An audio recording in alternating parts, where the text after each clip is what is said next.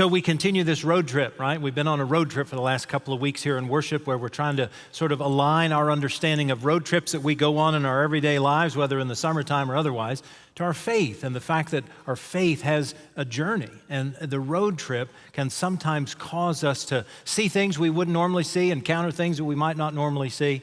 And we've talked about some great ways that God is on this trip with us, right? And I don't know about you, but every once in a while when I'm on a road trip, whether locally or long term, I run into a pothole. You ever run into a pothole? Some you see and you try to swerve and avoid, others you cannot miss, and so you literally sort of go through it. And some of them are kind of small and it just kind of shakes the car a little bit, and others are massive and might even cause damage, right? And if you are like me, when you run into those potholes, you're not quite sure what to do and how to react and what to look for if there's any damage at all, right? And for us throughout this worship series called Road Trip, we're going to sort of use the concept of a pothole as a metaphor for setbacks or circumstances beyond our control, roadblocks that may come in our faith journey that kind of set us back, right, that we're challenged by. And sometimes those challenges are big and feel overwhelming, and sometimes they're just kind of a bump in the road that makes us feel unsettled or unsure about what the future might hold, right? But in all of these, we begin to recognize that life and faith are always going to give us, every once in a while, a pothole. If you've not had one yet, you're in line for one. If you've already had one, you know what they're like, you understand what they feel like, and you know that sometimes they feel overwhelming, and sometimes they just kind of shake us a little bit. You know, as our youth have been on mission trip this past week, our middle schoolers have been in San Antonio doing roofing work. They got back last night. Our senior high has been in the Appalachia Service Project in Tennessee, and they're due back later tonight.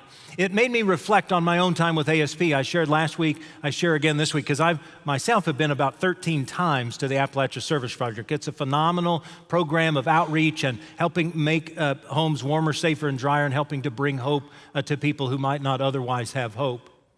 About 30 years ago, as a youth minister, I led a group of young people to the Appalachia Service Project.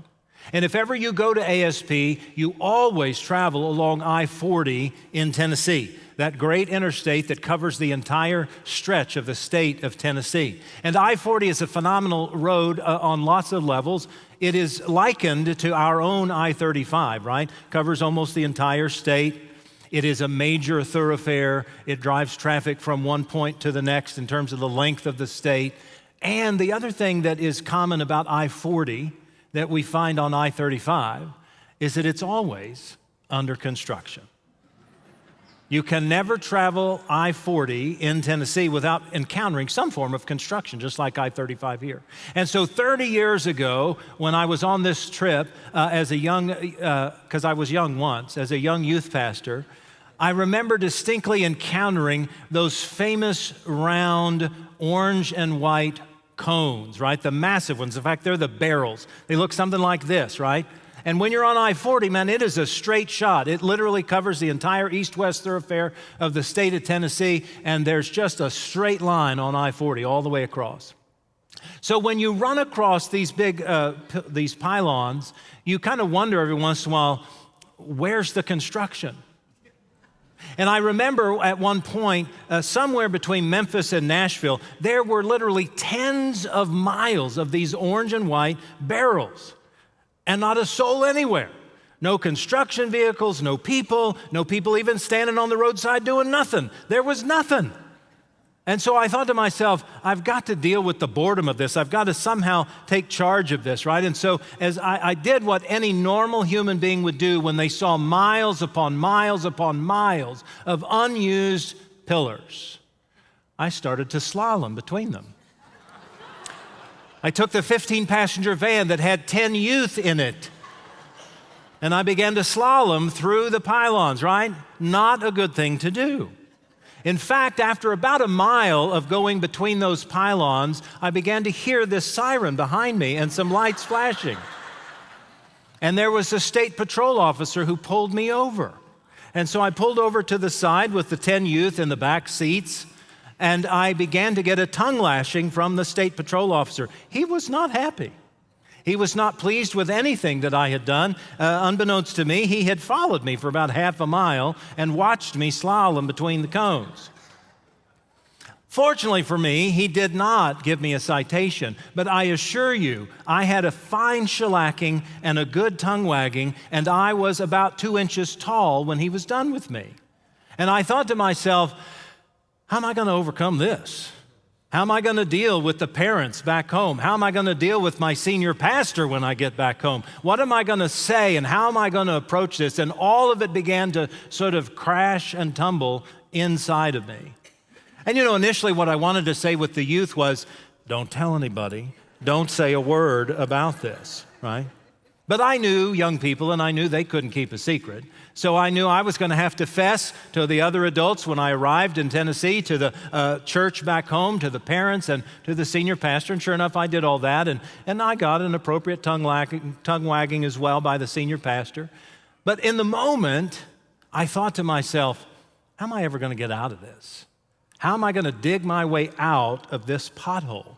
Am I even in the right line of work? Should I be in ministry? Am I setting a good example, right? All of those things are whirling in my head and focused in my thoughts, and I didn't know. It was a kind of a setback for me. Thankfully, it was early on in ministry, and thankfully, I was able to overcome that. But it reminds me that we all have potholes that we face. Some are big, some are small. Today, we're going to look at the example of the prophet Elijah, who has a very similar set of circumstances that can help guide us in our own faith journey when we face our own potholes. Now, Elijah is a phenomenal character in the Scriptures. He is one of the big prophets, right? He's one of only 2 of the prophets who don't ever seem to die. They literally just go up to be consumed with God, right?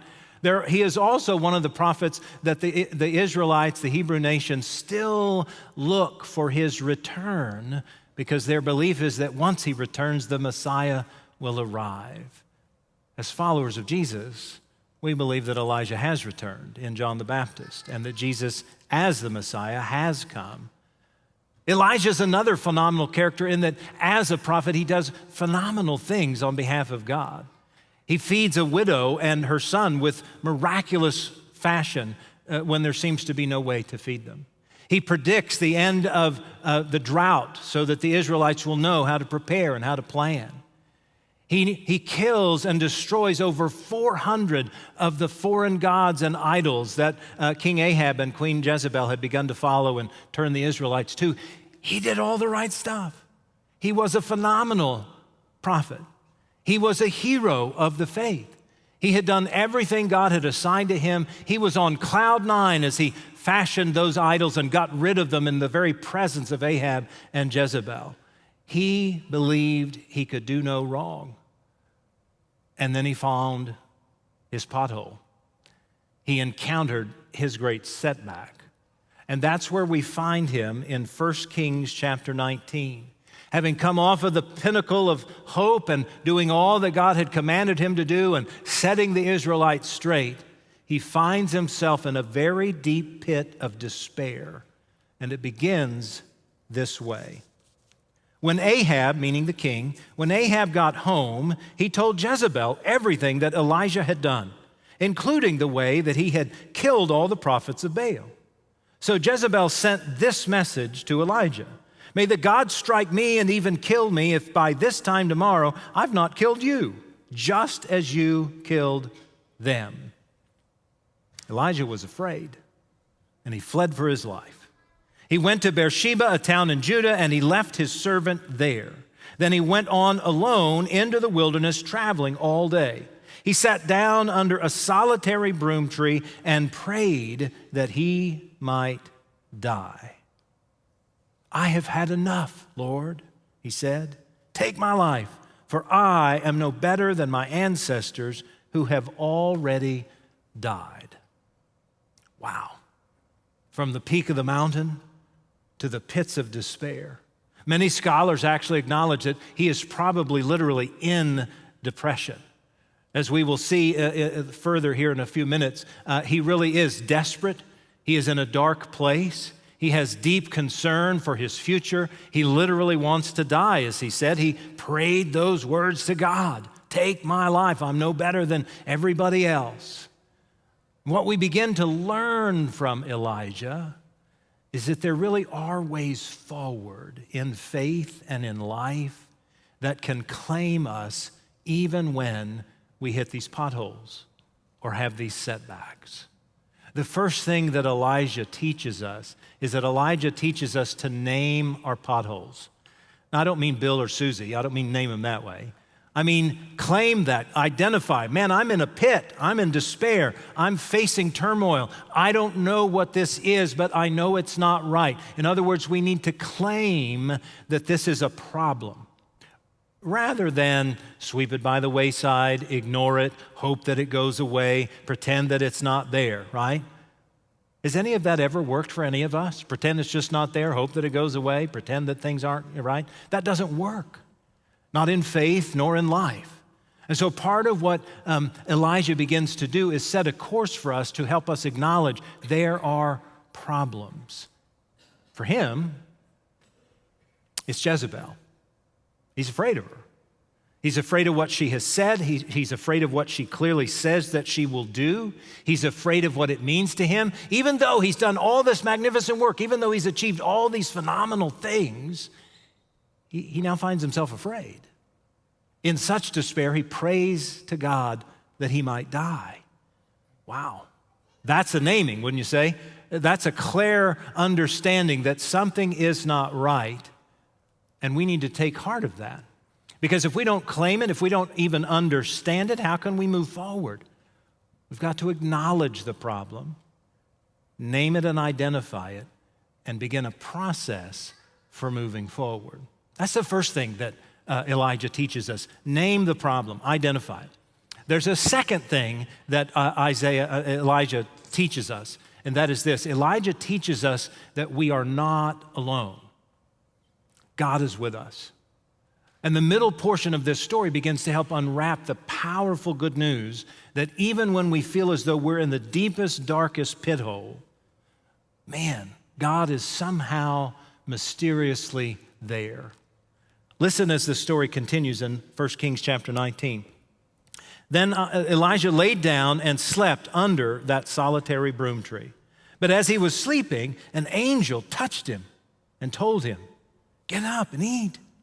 He looked around, and there beside his head was some bread baked on hot stones and a jar of water. So he ate and drank and lay down again. Then an angel of the Lord came again and touched him and said, "Get up and eat some more, or the journey ahead will be too much for you." So he got up and ate and drank, and the food gave him enough strength to travel 40 days and 40 nights to the Mount Sinai, the mountain of God. He felt alone, isolated, in great despair. And yet somehow through the power and mystery of God, God shows up through the miraculous presence of angels, feeding him, nourishing him, encouraging him, helping him to know he is not alone. And even in the conversation that he shares with the angel, there's a form of prayer going on there, right? There's a sense in which he's communicating with God, connecting with his Creator and helping him to sense that God is there with him, providing for him in the midst of the desert and the wilderness. And he is not alone. And then that food sustains him. We tend to read right over this. That food sustains him for 40 days and 40 nights. Now, biblically, of course, that just means a long time. It means he goes without for a long time. So he enters into a time of fasting for 40 days and for 40 nights in preparation for his arrival at Mount Sinai. And it's in that prayer time and in that fasting time that he finds some hope and some strength for the rest of his journey. You know, many of the psalmists address this concept, and I love in particular Psalm 102. That just describes for us that God will answer the prayers of the needy. He will not reject their prayers. There's a real sense in which God is there with us in the pothole, going through the mess, helping us to progress through the difficulties and the setback. And that's what's happening here. God has provided angels to help Elijah face the future. That's a gift. We are not alone. But God's not done, nor is Elijah done with his prayer. In fact, a part of the beauty of prayer that we learned last week is this is the very pit stop or refueling that we often need, right? Prayer, connection, communion, conversation with God. And in particular, we need to share our deepest wounds and our hardest heartaches and those circumstances that we don't understand. God can handle that. God can handle our hatred or anger or bitterness or sorrow. God can celebrate our joys and our elations. This is what Elijah begins to do, is communicate the difficulty of his circumstances in a very bold and raw prayer. It goes something like this, beginning in verse 9. There he came to a cave where he spent the night. But the Lord said to him, "What are you doing here, Elijah?"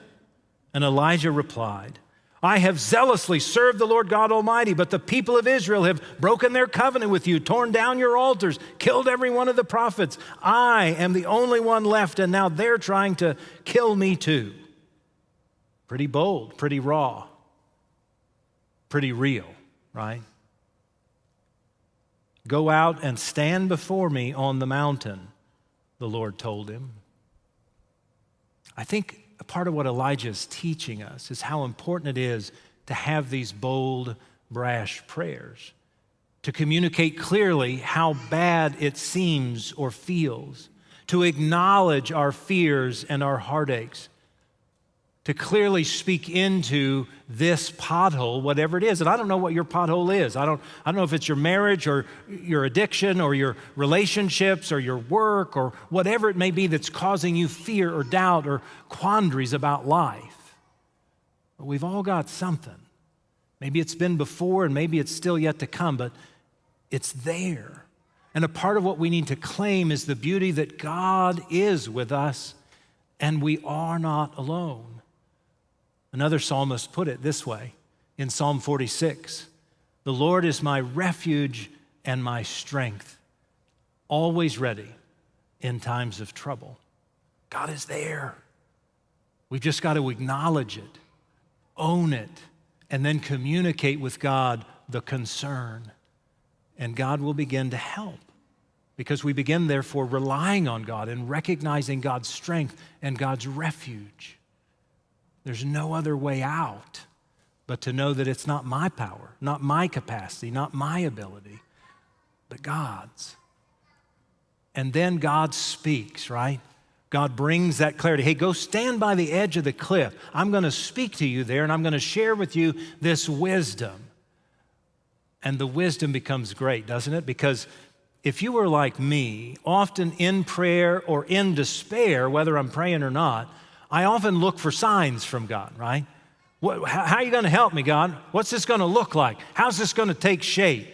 And we often look for those metaphorically burning bushes, right? Or a lightning cloud or something that's clear. We need somehow for God to literally sort of slap us in the face and say, "I'm here. Do you see me? Do you hear me? Do you feel me?"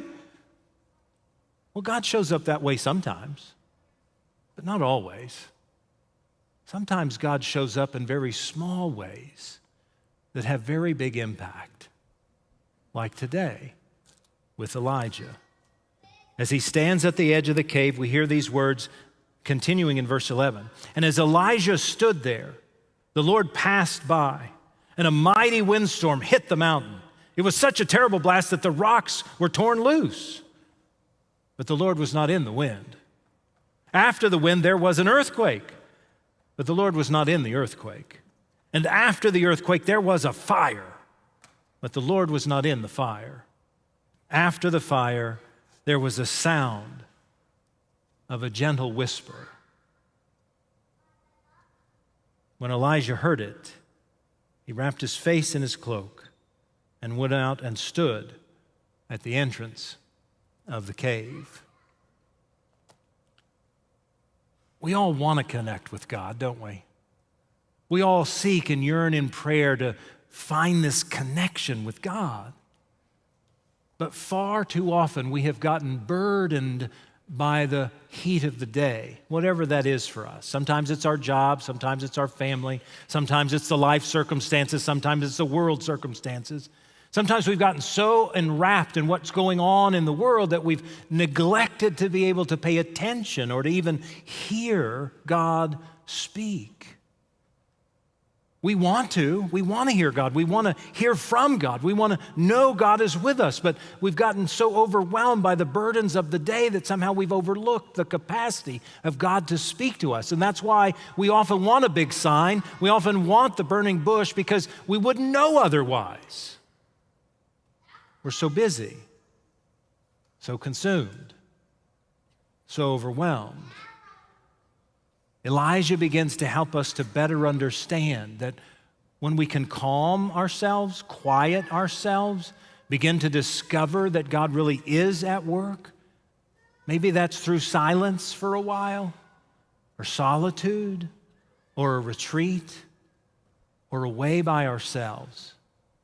Because the ways of the world can far too often burden us in such a way that we can't hear a gentle whisper.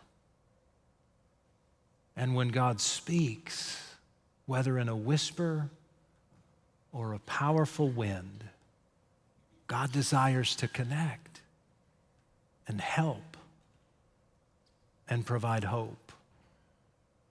But if we're not listening, we may miss it.